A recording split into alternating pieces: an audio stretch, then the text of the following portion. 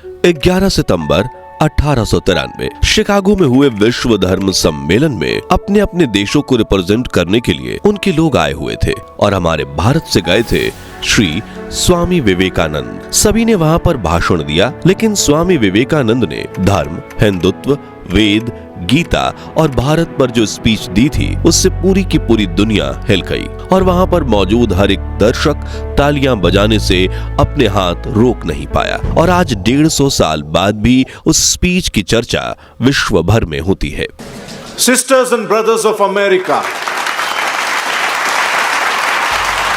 America के भाइयों और बहनों, बस ये 5 शब्द गूंजे और पूरा सभागार तालियों की गड़गड़ाहट से गूंज उठा। एक युवा सन्यासी की आवाज ने न केवल 7000 लोगों का दिल जीता, बल्कि गुलामी की जंजीरों में जकड़े भारत की गूंज पूरे विश्व तक पहुंचा दी। ये वो क्षण था जब भारत के गौरव को पहचान मिली और इस ऐतिहासिक पल के नायक थे स्वामी विवेकानंद, जिन्होंने हिंदुस्तान की युवा पीढ़ी को सही राह दिखाई, भारत के महान धर्मों का प्रचार विश्व भर में किया, मौका मिलते ही पश्चिमी सभ्यता के भेदभाव वाले विचारों को धोया। 4 सालों तक अमेरिका और ब्रिटेन में भ्रमण करके भारत के वेदांतों का ज्ञान दुनिया भर में फैलाया और गोरा लोगों को गधा तक कहा। लेकिन अमेरिकी अखबार भी उनकी तारीफ में लिखते थे कि विवेकानंद दुनिया के सबसे महान व्यक्ति हैं। लेकिन क्या आप जानते हैं, एक साधारण परिवार में जन्मा नरेन महान स्वामी विवेकानंद कैसे बने? क्या हुआ जब 16 अगस्त 1886 के दिन उन्होंने अपने गुरु स्वामी रामकृष्ण को हमेशा हमेशा के लिए खो दिया। सन 1888 से 1893 तक उन्होंने साधु बनकर भारत भ्रमण करते हुए लोगों को क्या सीख दी? कैसे थे उनके जीवन के वो आखिरी क्षण जब वो 31 बीमारियों से जूझ रहे थे, और कैसे उन्होंने संसार त्यागने से महीनों पहले ही अपनी मृत्यु तिथि की भविष्यवाणी कर दी थी? जानेंगे दुनिया के सबसे बुद्धिमान व्यक्ति कहे जाने वाले स्वामी विवेकानंद से जुड़े ऐसे ही कुछ अनकहे अनसुने किस्से आज के इस वीडियो में। साथ ही उनका विश्व प्रसिद्ध शिकागो भाषण भी सुनेंगे। लेकिन उसके पहले आप वीडियो को लाइक जरूर कर दीजिए। 12 जनवरी 1863 कलकत्ता के एक बंगाली परिवार में स्वामी विवेकानंद का जन्म होता है। बचपन में इनका नाम नरेंद्र नाथ दत्त रखा गया और परिवार वाले प्यार से इन्हें नरेन कहकर बुलाते थे। उनके पिता विश्वनाथ दत्त कलकत्ता हाई कोर्ट के जाने माने वकील थे, जबकि मां भुवनेश्वरी देवी एक धार्मिक महिला थी और उन्होंने भी अपने बेटे को काफी धार्मिक संस्कार दिए थे। नरेन ने बड़े होकर राजा राम मोहन राय के ब्रह्मो समाज और केशव चंद्र सेन के 9 विधान जैसे कई धार्मिक संगठनों को ज्वाइन किया, लेकिन उन्हें अपने उलझे मन के सभी आध्यात्मिक सवालों के जवाब उन्हें श्री रामकृष्ण परमहंस से मिलने के बाद ही प्राप्त हुए। इसी बीच 21 साल की उम्र में उन्होंने अपने पिता को हमेशा हमेशा के लिए खो दिया। वो बिल्कुल अकेले पड़ गए और पिता द्वारा किए गए कर्जों का बोझ उनके नाजुक कंधों पर आ गया। तभी नरेन को पहली बार अत्यंत गरीबी क्या होती है, इन मुश्किल परिस्थितियों में उनके गुरु स्वामी रामकृष्ण ने उन्हें पूजा करने की सलाह दी। और जब नरेन काली मां के सामने पहुंचे तो उन्होंने उनसे अपनी परेशानियों का हल मांगने के बजाय विवेक, ज्ञान और वैराग्य यानी दुनिया की मोह माया से परे होने की मांग की। और इसी दिन उन्होंने पूरी तरह आध्यात्मिक जागरूकता को पा लिया था और अब वो अपने गुरु के 12 नगर मठ में लगातार आने जाने लगे, जहां वो मठ के शिष्यों को प्लेटो, एरिस्टोटल, बुद्धा और हेगल जैसे महान लोगों के बारे में पढ़कर बताते थे। लेकिन नरेन की जिंदगी में एक और मुश्किल का मोड़ तब आया जब 16 अगस्त 1886 में उनके गुरु स्वामी रामकृष्ण ने इस दुनिया को छोड़ दिया और नरेन एक बार फिर अकेले पड़ गए। लेकिन इस बार उनके कंधों पर बाकी शिष्यों की जिम्मेदारी आ गई, इसलिए उन्होंने उन शिष्यों के साथ ही रहना शुरू किया। वो जहां रहते थे वहीं आगे चलकर रामकृष्ण मठ नाम से विश्व प्रख्यात जगह हुई।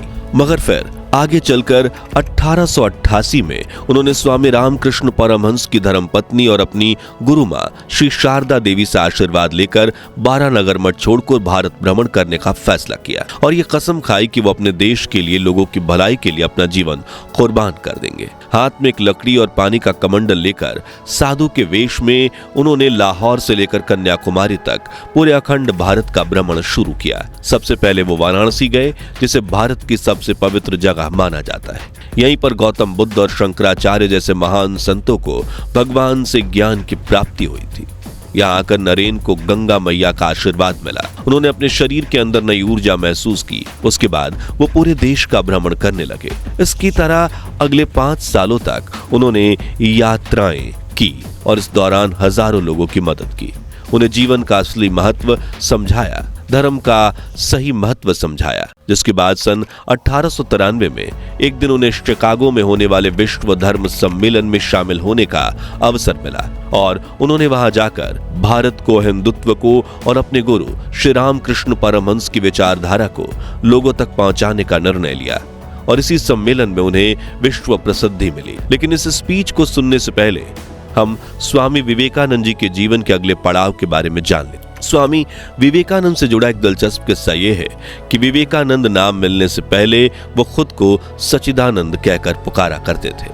लेकिन शिकागो जाने के सफर के दौरान ही खेतरी के महाराज अजित सिंह ने उन्हें स्वामी विवेकानंद नाम दिया, जिसका संस्कृत में अर्थ होता है विवेक यानी ज्ञान और आनंद यानी कि सुख। शिकागो में भाषण देने के बाद वो रुके नहीं, बल्कि उन्होंने हिंदुत्व, वेदांत और भारत का ज्ञान अगले 4 सालों तक अमेरिका और ब्रिटेन में भी फैलाया। इसी दौरान उन्होंने वेदांत सोसाइटी ऑफ न्यूयॉर्क की भी स्थापना की, जिसके बाद 1897 में जब वो भारत पहुंचे तो उन्हें देशवासियों की तरफ से बहुत प्यार और सम्मान मिला। भारत आते ही उन्होंने एक बार फिर भ्रमण शुरू किया और देश के अलग अलग हिस्सों में भाषण देते हुए वो कलकत्ता पहुंचे, जहां उन्होंने बेलूर मठ के पास रामकृष्ण मिशन की शुरुआत की, जिसका उद्देश्य स्वामी रामकृष्ण के धार्मिक एकता, सहिष्णुता और मानवता की सेवा के संदेश को फैलाना था। उन्होंने युवाओं को अच्छे कर्म करने के लिए प्रेरित किया, साथ ही इंटरकास्ट मैरिज को भी बढ़ावा दिया और धार्मिक ज्ञान का प्रचार किया। लेकिन इसी बीच आई एक बहुत बुरी खबर। दरअसल 39 साल की उम्र में स्वामी विवेकानंद को पता चला कि उन्हें अस्थमा की बीमारी है और उनकी सेहत खराब हो रही थी। इसी बीच उन्हें एहसास हुआ कि वो 40 साल की उम्र तक भी नहीं जी पाएंगे। उनके पास अब सिर्फ कुछ महीने हैं। ऐसा एहसास होते ही कोई भी इंसान टूट जाए, लेकिन स्वामी विवेकानंद ने इसे ही अपनी तकदीर समझा और बेलूर मठ को अपने साथियों से कहा, मेरे अंतिम संस्कार मठ की जमीन पर ही करना। देखते ही देखते यह खबर उनके अनुयायियों में फैलने लगी। हर तरफ गम का माहौल फैलने लगा, लेकिन होनी को भला कौन टाल सकता है, ये कहते हुए वो हमेशा मुस्कुराते रहे। इस दौरान वो अनिद्रा, मलेरिया, माइग्रेन, यकृत, मधुमेह, किडनी, लीवर और दिल समेत पूरी 31 बीमारियों से पीड़ित हो गए। उनका स्वास्थ्य बिगड़ने लगा। उनके पैरों में हमेशा सूजन रहती, उनकी दाहिनी आंख की रोशनी भी कम होती चली गई। उनको हमेशा बुखार रहता और सांस लेने में तकलीफ रहती। उनके सीने के बाएं हिस्से में भी दर्द रहता और उनको भी अपने पिता की तरह मधुमेह की बीमारी हो गई। इस दौरान उन्हें मशहूर कविराज वैद्य सहानंद सेन गुप्ता को दिखाया गया। उन्होंने विवेकानंद के पीने के पानी और नमक खाने पर रोक लगा दी। स्वामी जी ने अगले 21 दिनों तक एक बूंद पानी नहीं पिया और आखिर में आया 4 जुलाई 1902 का वो दर्दनाक दिन, जिसने पूरे भारत की आंखें नम कर दी। कहा जाता है कि अपनी महासमाधि वाले इस दिन स्वामी विवेकानंद बहुत तड़के उठ गए थे। उन्होंने मठ के गर्भगृह में जाकर सभी दरवाजे और खिड़कियां बंद कर दिए। फिर वो अकेले ही 3 घंटे तक ध्यान में बैठे रहे। दिन का खाना उन्होंने अपने साथी संतों के साथ खाया। 4 बजे उन्होंने एक गर्म दूध का प्याला पिया। फिर वो बाबूराम महाराज के साथ टहलने चले गए। जब शाम को प्रार्थना की घंटी बजी तो विवेकानंद अपने कमरे में चले गए। वहां वो गंगा के सामने बैठकर ध्यान करते रहे। शाम करीब 8 बजे उन्होंने एक सन्यासी को बुलाकर अपने सिर पर पंखा करने के लिए कहा। उस समय विवेकानंद बिस्तर पर लेटे हुए थे। करीब 1 घंटे बाद उनका माथा पसीने से भीग गया। उनके हाथ थोड़े से कांपे और उन्होंने एक लंबी सांस ली। यह संकेत था कि सब कुछ समाप्त हो गया है। उस समय रात के 9:10 हुए थे। वहां मौजूद स्वामी प्रेमानंद और स्वामी निश्चयानंद ने जोर जोर से उनका नाम पुकारकर उन्हें उठाने की कोशिश की, लेकिन स्वामी जी की तरफ से कोई जवाब नहीं आया। जिसके बाद डॉक्टर महेंद्रनाथ मजुमदार को विवेकानंद को देखने के लिए बुलाया गया। उन्होंने कृत्रिम सांस देकर विवेकानंद को उठाने की कोशिश की और अंततः आधी रात को उन्होंने उन्हें मृत घोषित कर दिया। डॉक्टर ने बताया कि उनकी मृत्यु का कारण दिल का दौरा है। सुबह सुबह उनकी केयरटेकर सिस्टर निवेदिता वहां पहुंची और दोपहर 2 बजे तक स्वामी विवेकानंद का हाथ अपने हाथों में लिए बैठे रही। इस तरह स्वामी विवेकानंद ने 39 वर्ष 5 महीने 22 दिन के बाद इस दुनिया को अलविदा कहा। उनकी वो भविष्यवाणी सच निकली जिसमें उन्होंने कहा कि मैं अपना 40वां जन्मदिन नहीं देख पाऊंगा। चलिए अब सुनते हैं स्वामी विवेकानंद की वो शिकागो स्पीच जो उन्होंने 11 सितंबर 1893 के दिन आयोजित विश्व धर्म सम्मेलन में दी थी, जिसने न सिर्फ वहां मौजूद 7000 लोगों को खड़े होकर 2 मिनट तक तालियां बजाने पर मजबूर कर दिया, बल्कि आज से 150 साल बाद भी उस स्पीच की चर्चा विश्व भर में होती है। Sisters and brothers of America. America के भाइयों बहनों, आपके स्नेहपूर्ण और जोरदार स्वागत से मेरा हृदय अपार हर्ष से भर गया है। मैं दुनिया की सबसे प्राचीन संत परंपरा और सभी धर्मों की जननी तरफ से आपको धन्यवाद देता हूं। मैं सभी जाति संप्रदाय के लाखों करोड़ों हिंदुओं की तरफ से आपका आभार व्यक्त करता हूं। मेरा धन्यवाद कुछ उन वक्ताओं को भी जिन्होंने इस मंच से कहा कि दुनिया में सहनशीलता का विचार पूरब के देशों से फैला है। मुझे गर्व है कि मैं एक ऐसे धर्म से हूं जिसने दुनिया को सहनशीलता और सार्वभौमिक स्वीकृति का पाठ पढ़ाया है। हम सिर्फ सार्वभौमिक सहनशीलता में ही विश्वास नहीं रखते, बल्कि हम विश्व के सभी धर्मों को सत्य के रूप में स्वीकार करते हैं। मुझे गर्व है मैं एक ऐसे देश से हूं जिसने इस धरती के सभी देशों और धर्म के परेशान और सताए गए लोगों को शरण दी।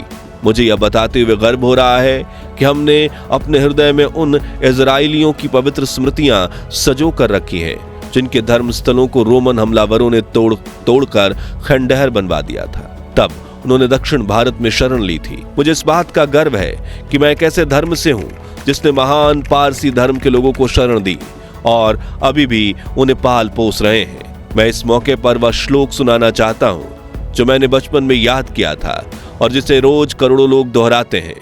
जिस तरह अलग अलग जगहों की निकली नदियां अलग अलग रास्तों से होकर समुद्र में मिल जाती हैं, ठीक उसी तरह मनुष्य अपनी इच्छा से अलग अलग रास्ते चुनता है। ये रास्ते देखने में भले ही अलग अलग लगते हैं, लेकिन ये सब ईश्वर तक ही जाते हैं। मौजूदा सम्मेलन, जो कि आज तक की सबसे पवित्र सभाओं में से एक है, वो अपने आप में गीता में बताए गए सिद्धांत का प्रमाण है। जो भी मुझ तक आता है, चाहे वह कैसा भी हो, मैं उस तक पहुंचता हूं। लोग चाहे कोई भी रास्ता चुने, आखिर में मुझ तक ही पहुंचते हैं, ईश्वर तक ही पहुंचते हैं।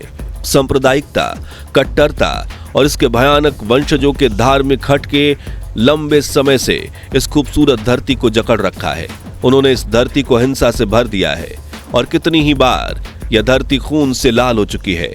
ना जाने कितनी सभ्यताएं तबाह हुई और कितने देश मिटा दिए गए। यदि ये खौफनाक राक्षस नहीं होते तो मानव समाज कहीं ज्यादा बेहतर होता जितना कि अभी है, लेकिन उनका वक्त अब पूरा हो चुका है। मुझे उम्मीद है कि इस सम्मेलन का बिगुल सभी तरह की कट्टरता, हठधर्मिता और दुखों का विनाश करने वाला होगा, चाहे वो तलवार से हो या फिर कलम से। हिंदुओं को अपना धर्म वेदों के माध्यम से रहस्य प्रकट करने के मिला है। उनका मानना है कि वेदों का ना तो कोई अंत है और ना ही कोई आरंभ।